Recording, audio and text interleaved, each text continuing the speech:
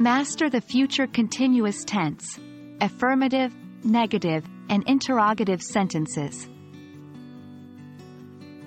Hello everyone. Today, we're going to dive into the world of the future continuous tense.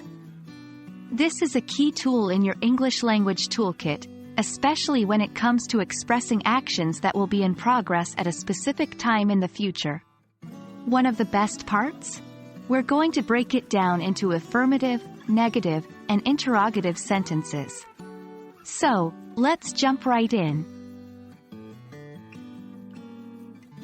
The future continuous tense describes an ongoing or unfinished action happening in the future. It's formed using will be or going to be, followed by the ing form of the verb. For example, I will be studying for the exam this time tomorrow.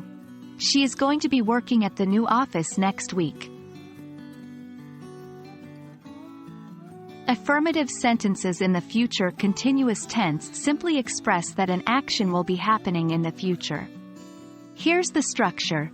Subject plus will be is going to be plus verb ing. Examples. You will be waiting for us at the station tomorrow. They are going to be playing soccer all day Saturday. To form negative sentences in the future continuous tense, we add not after will be, is going to be. Here's the structure. Subject plus will not be, isn't going to be plus verb ing. Examples. I will not be attending the meeting next week.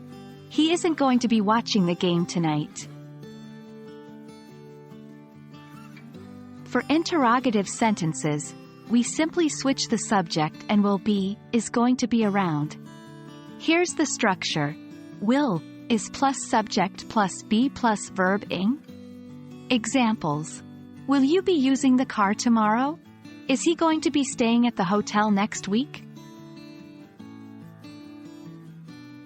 And that wraps up our discussion on the future continuous tense. Remember, understanding how to use this tense for affirmative, negative, and interrogative sentences is a key step towards mastering English grammar.